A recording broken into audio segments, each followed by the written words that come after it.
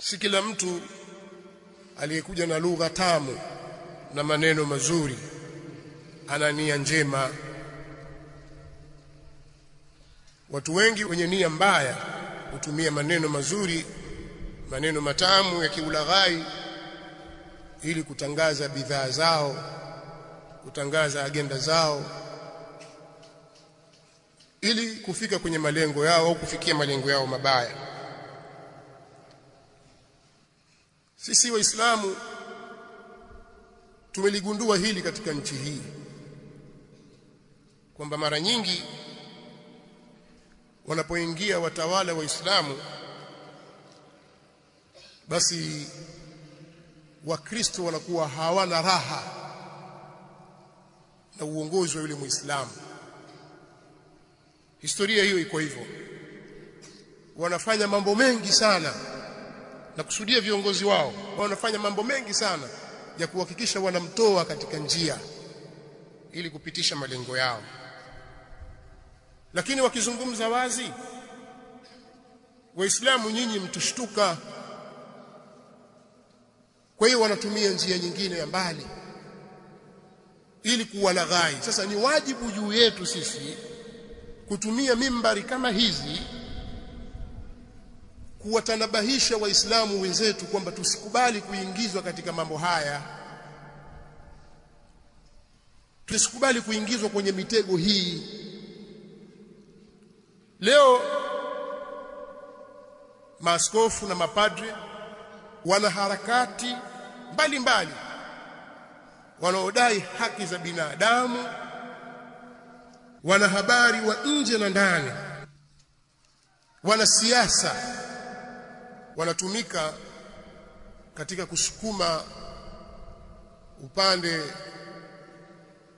wa kuzitingisha serikali au watawala wale Waislamu. Wanashirikiana katika hilo, na sisi tunalijua hili. Na kauli yao sasa hivi waliokuja nao mwaka huu au kipindi hiki cha utawala huu ni madai ya haki,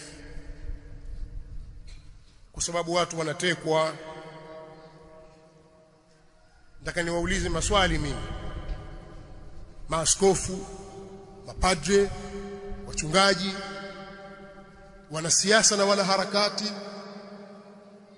na waandishi wa habari na raia wa kawaida tu, katika utawala wa awamu ya 5 hakukuwa na watu waliotekwa? Kama mtakumbuka, na mtakuwa na kumbukumbu nzuri, hata kwa watoto wadogo tu wanaokuwa sasa, watakumbuka kwamba msamiati wa watu wasiojulikana ulitaraddadi sana katika kipindi cha utawala wa awamu ya 5. Sasa swali, nyinyi maaskofu mlikuwa wapi? Sasa hapa sisi tunajiuliza maswali, yani sisi Waislamu, au kwa sababu huyu ni Mkatoliki na huyu ni Muislamu? Kwa hiyo alipokuwa Mkatoliki katika utawala wake yanatokea haya, wao waliufyata wakakaa kimya, bali alipokuwa akienda kanisani ilikuwa akiombewa. Tunajiuliza maswali kwa sababu mitandao inaripoti sasa amekwenda kuswali kanisa fulani na sasa anaombewa. Ni mambo ya ripoti wenyewe, na haya matukio yalikuwa yakiendelea tena kwa kasi. Mlikuwa wapi? Hebu tufafanulieni jambo hili. Hii haki ina wakati, haki inamtazama mtu, inatazama dini za watu. Kama akiwa Mkatoliki haulizi huyo, lakini akiwa Muislamu lazima aulizwe. Haki ipi mnayoidai? Kama mtakumbuka, mimi sizungumzi kwamba nazungumza sasa kwa niaba ya wanasiasa. Tuna maswali ya kujiuliza sisi kwa sababu ya hivi vitendo vinavyofanyika na haya matamko yanayotoka. Sisi kama watu wenye akili timamu, watu wenye miongozo katika dini yetu, tunao mambo mengi, tuna maswali mengi yanatutatiza, mpaka mtujibu, mtuaminishe kwamba huu sio udini. Hamumpigi vita rais aliyeko madarakani kwa sababu ya dini yake. Hebu tupeni majibu katika hili, turidhike sisi na sisi tuungane na nyinyi. maana wanasiasa walidhibitiwa katika kipindi cha awamu ya 5, ikawa hakuna mikutano ya vyama vya siasa. Waliochukua fomu za kutaka kugombea pamoja na taaluma walizonazo walionekana kwamba hawajui kusoma wala kuandika. Katika uchaguzi tu wa serikali za mitaa, na walibanwa kikweli kweli mpaka wengine wakakimbia ughaibuni. Alipoingia mtawala Muislamu aliwafariji, akawafungulia milango, bwana basi njooni mfanye siasa. Hapo ndipo walipotumia fursa ya kuanza kumtukana huyu aliyewaruhusu na kuona kwamba hatendi haki, lakini bwana mkubwa yule Mkatoliki ilikuwa yuko sawa. Wafanya biashara, nyinyi mna ushahidi wa kutosha kabisa pengine kuliko mimi, namna watu walivyokuwa wakiporwa mali zao. Watu wakawa katika hofu kiasi ambacho baadhi ya wawekezaji waliikimbia hii nchi. Leo amekuwa tajiri, kesho anaweza kuwa fakiri.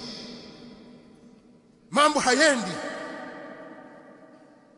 Wafanya biashara, nyinyi mashahidi, muogopeni Mola wenu. Hali ilikuwa ngumu sana katika biashara na watu wakakimbia. Alipoingia Muislamu haya mambo yaliondoka, kukawa kuna kazi kubwa ya kuwaaminisha watu kwamba sisi sio kama yule, njooni mfanye biashara. Watu wakabembelezwa mpaka wakaona ni kweli, biashara zikaanza kufunguka. Lakini kosa lake kwa sababu ni Muislamu. Haya yote aliyoyafanya huyu anayeongoza nchi sasa hivi yakawa hayaonekani. Ndipo wakalipuka hawa watu kutoka kanisani kwenye madhabahu huko wakidai haki. Haki ipi? Mlikuwa wapi? Wakatokea wanahabari na wachambuzi wa mambo ya kiuchumi, mambo ya kisiasa, wakaja wakadai haki. Mlikuwa wapi? Wanasiasa hawakubaki nyuma, waandamanaji, raia wa kawaida nao hawakubaki nyuma, wakiwa wanadai haki.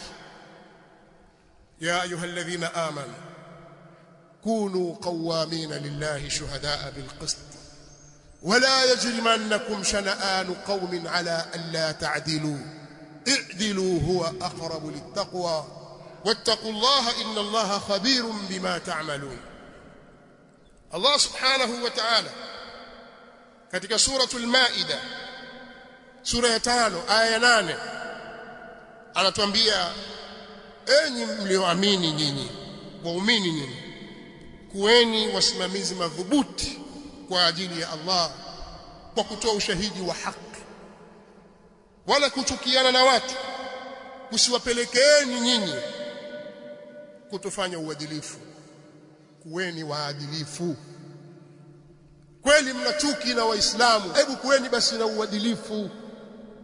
Mbona uadilifu unawashinda? Hebu pimeni mambo wakati ule na sasa, wakati alipokuwa Mkatoliki na wakati sasa yuko Muislamu. Pimeni, wekeni uwiano hayo mambo, alafu muone haya. Msiropoke tu